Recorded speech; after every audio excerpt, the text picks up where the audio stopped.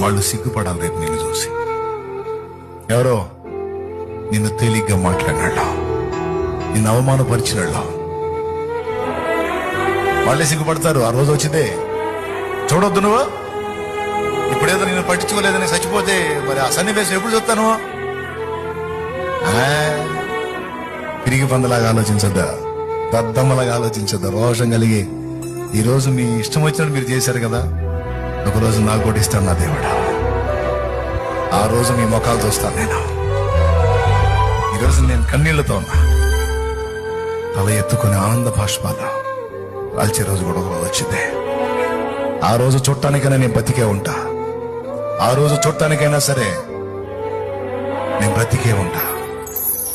పోరాడతా, ఆయన పాదాలు పట్టుకొని పోరాడతా, ఆయన బట్టి నిలబడతా. మీరు ద్రోహం చేసిందా, మీరు అన్యాయం చేసిందా దేవుడు చేయడా. మీరు సొంత వాళ్ళు ఉండి నన్ను అప్పచెప్పినా నా దేవుడు అప్పచెప్పడా.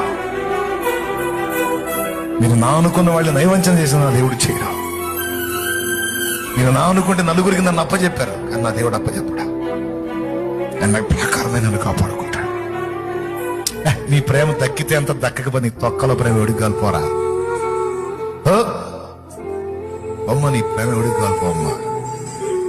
నా దేవుడు నన్ను ప్రేమించి నాకు ప్రాణం పెట్టాడు, ప్రాణం పెట్టాడు.